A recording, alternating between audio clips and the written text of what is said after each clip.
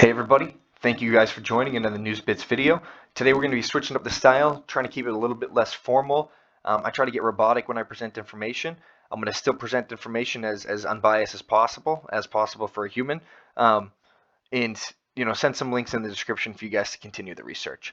So today we're going to be looking into the concept of boycotting, something that's foundational to the American identity. So we're going to just go over a definition real quick, look at Americans that have been affected by boycotting or restricted in boycotting, look at some legislation, and then close off with some interesting stuff that I actually stumbled into today that motivated this video, coming from tax code, when tax code is interesting.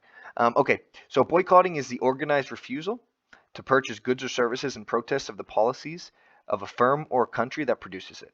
It says boycotting has been a popular strategy since before the American Revolution. Over the course of 1760s and 1770s, groups like the Sons of Liberties oversaw a series of boycotts. We know one of them, look at the thumbnail, is the Boston Tea Party. So here we're looking at, a case of an American that has had their rights to boycott be kind of impeded on. So Texas speech pathologist loses job for refusing to sign pro-Israel pledge.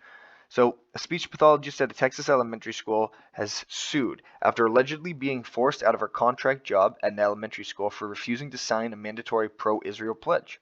Since 2009, Ms. Amaway worked in the school district as a pathologist working with children with autism, disabilities, and speech impediments. However, this year she went to renew her contract, and it was different. This time around, the contract required her to sign a pledge to support Israel. Explicitly, the certification she was mandated to sign pledged that Ms. Amawi does not boycott Israel and that she will not boycott Israel during the term of her contract. The pledge pushes back specifically against Boycott, Divest, and Sanctions Movement, BDS, a boycott strategy to challenge Israel, modeled after the 1980s boycott targeting South Africa. So right off the bat, we see that this government contractor is not allowed to renew her contract unless she agrees to not boycott Israel. Right there, that seems super un-American to me. I want you to draw your own conclusions. So that's my bias speaking. I don't really know how biased I am in this case. I think that's pretty pretty clear against the Constitution. But let's see what the United States court has to say about this, because they are the people actively working to protect the Constitution, so they interpret it and know it more than I ever will imagine. So here we go. This is a follow-up on her case. The Fifth Circuit throws out challenge to Texas ban on boycotting Israel. So in litigation challenging a Texas law blocking state agencies from hiring companies boycotting Israel, the Fifth Circuit ordered dismissal of the case Monday, but declined to decide if the law is constitutional.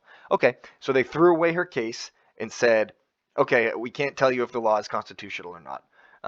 So I guess they don't know after all their studying yet. Interested to see what they come up with. But they've decided that this appeal is moot because 12 days after the district's court ruling, Texas enacted final legislation that exempts sole proprietors from the no boycott Israel certification requirements. So because this teacher happened to be a sole proprietor, she no longer has to sign this as part of her contract. But it is important to note that this still affects corporations and companies beyond the sole proprietorship tax status. So the plaintiffs are sole proprietors because they are no longer affected. They lack personal stake in the outcome of this litigation. I think we all have a little bit of personal stake in this kind of litigation, but I understand what they're trying to say. So let's look in what states have anti-BDS legislation. This is from Jewish Virtual Library, who happen to have the best, most comprehensive list of states. They titled their page "Anti-Semitism State Anti-BDS Legislation." But we're going to kind of dig more into the facts here and less into the interpretation.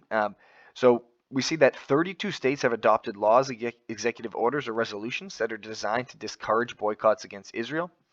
And we see that this started in 2015 with Tennessee, and it goes all the way down to, I think, about 7, 8, almost a year ago at this point, with Missouri. And let's just look at an example of what these states are enacting. So Governor Mike Parson signed a bill that requires companies entering into a contract with the state to certify that they are not and will not engage in a boycott to Israel. The law applies to companies worth over $100,000 with 10 or more employees. And we see that this is actually went, to Congress, and this was passed in 2019. So separate from these state laws, we see that HR 336 was introduced as SR1, strengthening America's security in the Middle East Act of 2019. Authorizes assistance and weapon transfers to Israel, extends defense cooperation with Jordan.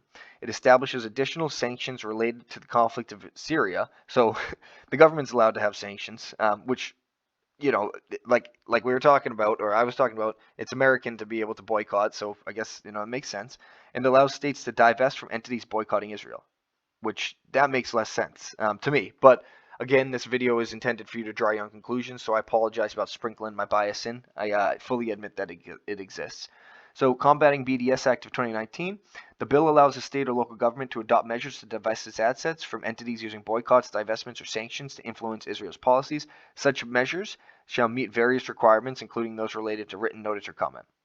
So, I found something interesting as I was digging today, and this is really what spawned the video. The U.S. Treasury publishes list of boycott countries. So on October 10th of 2019, the Department of Treasury published the Federal Register, a current list of countries which require or may require participation in or cooperation with an international boycott, within the meaning of Section 999B3 of the IRS Code 1986. So without reading more into this site, internationaltradecomplianceupdate.com, let's look at the actual list provided by the government. This is govinfo.gov. If it has a .gov in its URL, it's come from our government. But the list of countries right here that is included on this list is Iraq, Kuwait, Lebanon, Libya, Qatar, Saudi Arabia, Syria, United Arab Emirates, and Yemen. So what does this mean? Because I am a layman, I'm just a regular dude. So let's look at what Morgan Lewis, they kind of break it down for us. So IRS publishes list of countries requiring cooperation with an international boycott. So in world terms, the international boycott referred to in the IRS notice involves the boycott of Israel by many Arab and Muslim countries.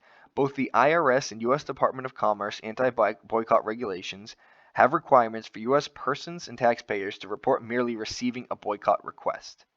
So if I'm working with a company in one of the countries mentioned, Lebanon, Libya, Qatar, Saudi Arabia, Syria, any of these countries, and I get a boycott request from one of these countries or companies I'm engaging business in, I have to report that to the IRS. I don't even know what to think about that right now, so please help me draw conclusions. Feel free to comment in the comments. I welcome all perspectives. We're here to grow and learn and sharpen our worldview, not here to put anyone down. So thank you guys for joining. I hope you have a great week.